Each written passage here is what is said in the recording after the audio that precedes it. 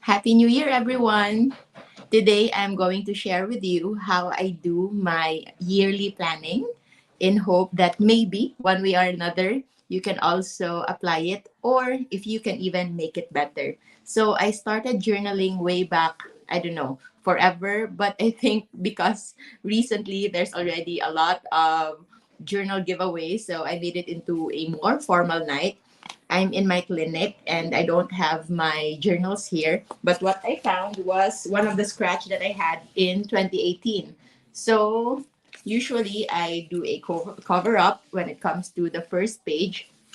So you do anything. So this is just one of those random graffiti that I made before.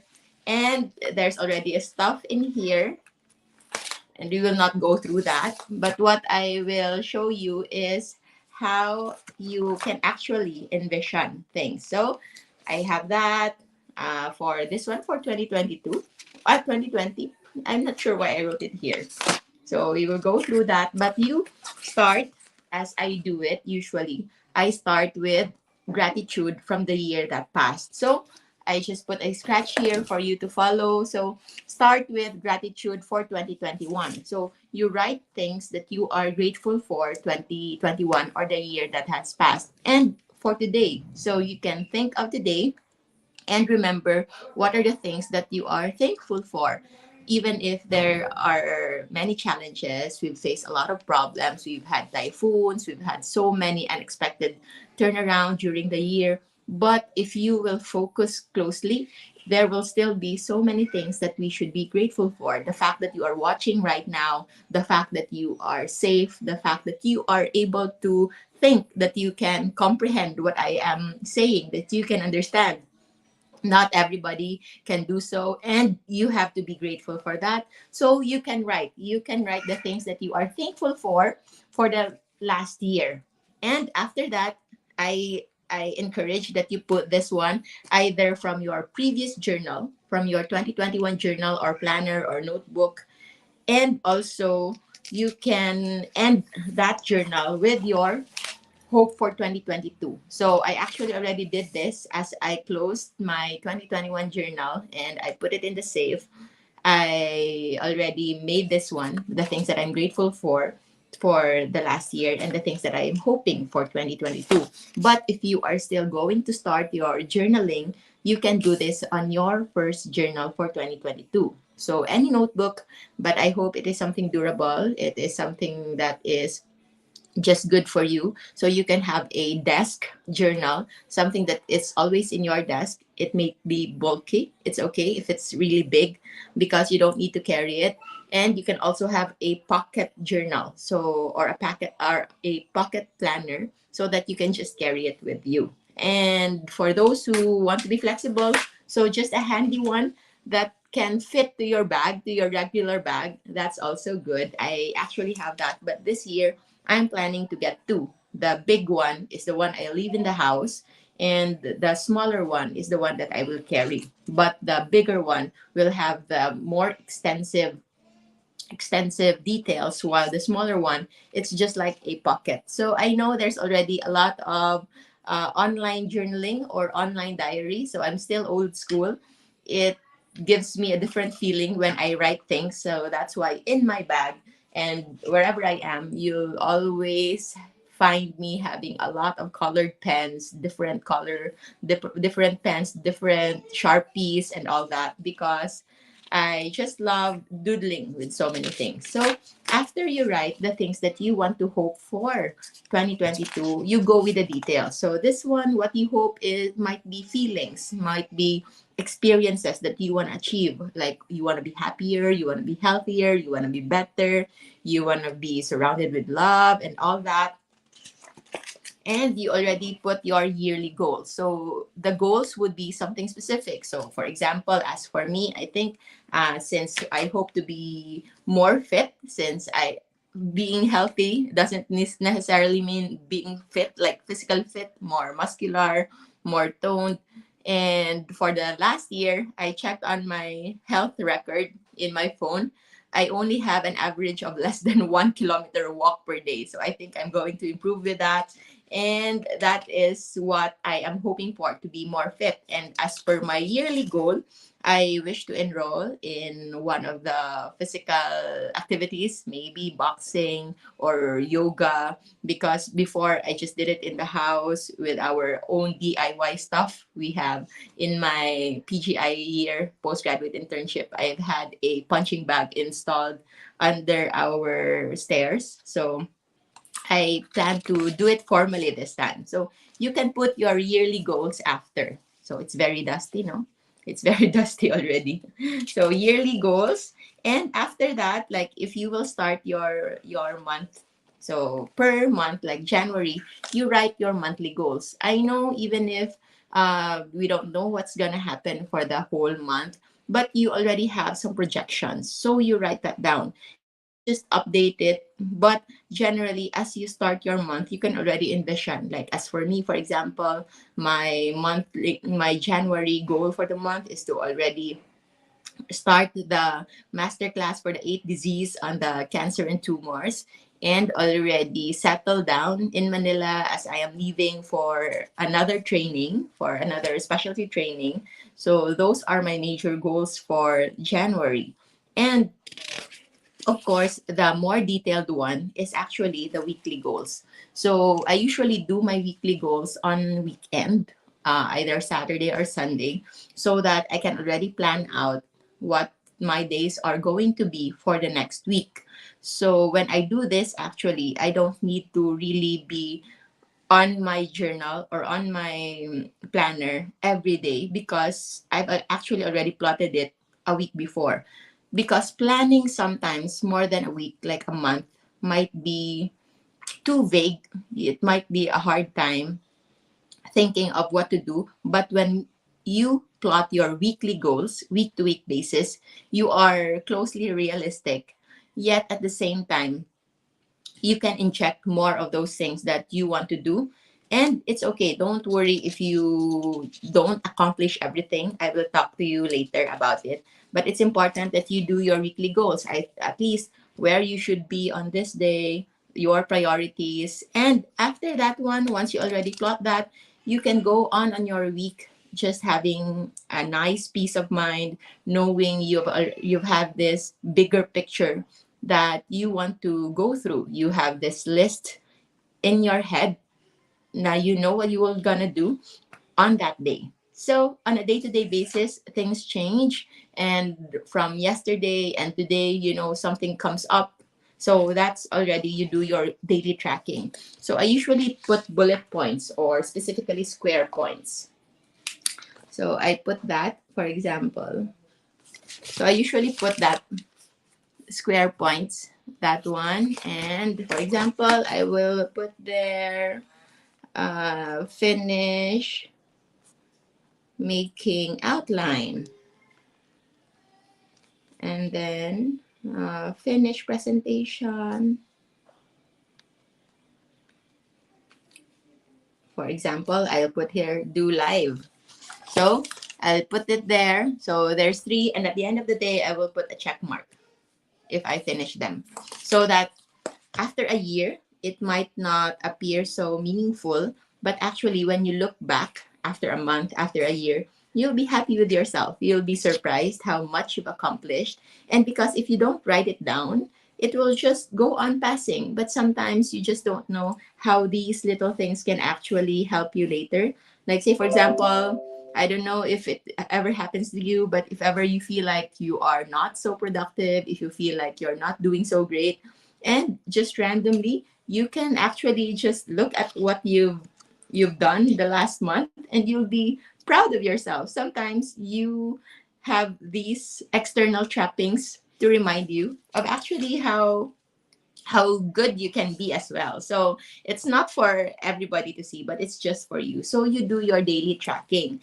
And when it comes to your goals, on a day-to-day basis, I actually do my fasting goals. Like I put there 18 hours or 16 hours. Or in a day, I write there the accomplishment that I made. So I say, for example, 18 CF. So I put there.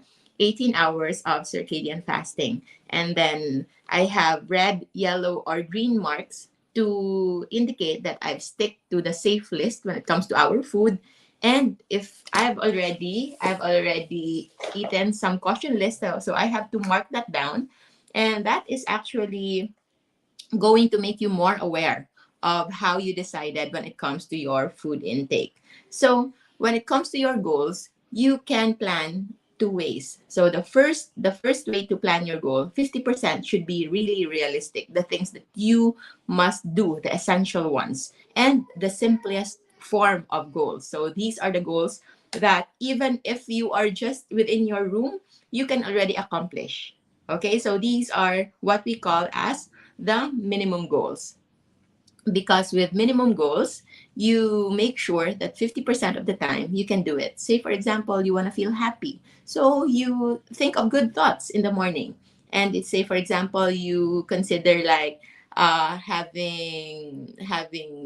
be surrounded with love. So by the time you get up in the morning, you pray and you feel all the love from God, from yourself even, and from your family. So even if you don't do anything, you can accomplish that goal. So you want to feel, for example, thankful. So you just think the things that you are grateful for. So those are the 50% of your goals. It should be that, because you should be able to achieve at least 50% of it.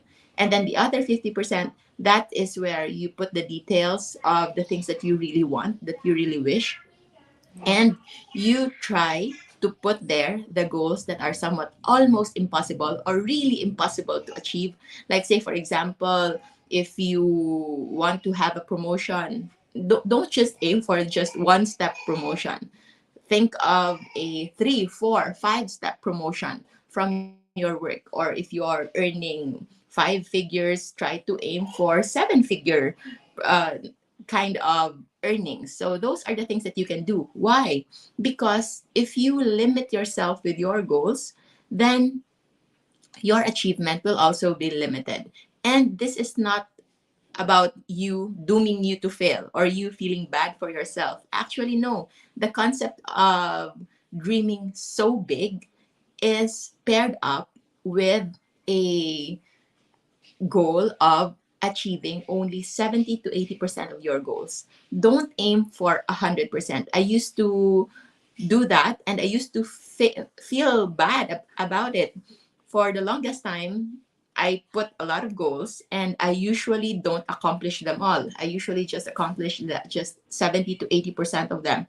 And before, I felt bad until I realized that that is actually the right way to do it. Because if you actually always reach 100% of your goals, of the things that you do, then you are not dreaming big enough, you are not aiming big enough. You should aim big. And that is where the development happens. If you only aim for the things that you know you can reach easily, then you cannot expect yourself to really grow. You cannot expect yourself to really develop, because it's when you dream beyond your capacity, it's when you try to achieve something that is somewhat miraculous or inachievable, that is where the beauty develops. So if you aim, for example, for just a normal BMI, maybe you will reach that or maybe you won't. But how about if you aim for a six pack, or the ability to climb a mountain without feeling breathlessness, or having a body fat percentage of 15 and a larger muscle mass for men, for example. So you try to make your goal impossible, but gearing towards the right way. It's always good to have a good, amazing, almost impossible goal. And at the end of the day, don't be disheartened if you don't reach them. Of course, you still try to do it. Try to do everything that you want, everything that you can, so that you can reach that impossible goal. So that if you fall a little shorter, then it would still be good. That is how we try to do it. And what is important is the moment you plot there what you want, it will be like magic. It's almost like divine that the path, the opportunity, the means and ways how to get there will just present themselves. So you will be surprised how these things can really change you. So if you don't do journaling, if you don't do planning, I suggest you do it now. It's just a simple writing. And if you don't want these kinds, that is manual, so you can also do digital, so you can use your phone or your iPad to do it. So that's actually how I do it, and I hope you can also experience how good it is to have these goals plotted, and at the end of the year you can look back, you can check your goals and your hopes for 2022, and I hope you get to tick off 70 to 80% of them, and the remaining 20 to 30% that you may not be able to reach, you can just add that up or even make it even better for 2023. So that's actually how I do it. And I hope you learned something from this video. I know it is quite different from our regular low carb and fasting talks, but I think this is essential because your health is also as essential as your other essentials in life. If it's not the most essential when it comes to your relationship, when it comes to our wealth, when it comes to our career, and so many other things that we want to achieve. So if it's for your health, don't just aim for a medication free 2022 or a lessening of your medication. Try to aim for a health that you've had 20 years ago, 10 years ago, the health of a 20 years old, the vigor of a teenager. So all those things you can actually achieve. Just put your heart to it, and also try to do every day, do your daily tracking and accomplish whatever you can accomplish, and close it still with gratitude, with thanks. Always give thanks for whatever you are accomplishing, and even the things that you haven't accomplished, you also give thanks because that is an opportunity for growth. So that's how I do my yearly planning. So I'm still going to go somewhere. I'll get back to you later, and I'll show you how this planning, this journaling can actually help you, especially in our low carb and fasting lifestyle. I've already published in Amazon our journal that's called Happier, Healthier 2022. I'll put the link later once it's already live so that you can check that out. You don't need to buy it. You can just follow the tracking schedules there, how it is laid out, how it is planned, because I made that journal because I haven't seen any journal that's like that. So it's usually what I do in addendum to the typical journals, like coffee shop journals that I've had. So I put that because the ones that they've had, the template that they've had, is not enough for my daily tracking, for my fasting tracking, and for my food list tracking. So those are the three things that are incorporated there. Plus the JGC Rojo food list is also there for you for easy checking. But if you already have, I hope this episode of ours on planning for a happier, healthier, and better 2022 have helped you in one way or another. So that's it for today. I'll see you again in another next video. Remember to always stay low carb so that we all stay safe. Have a good day, everyone. Have a good year. God bless you so.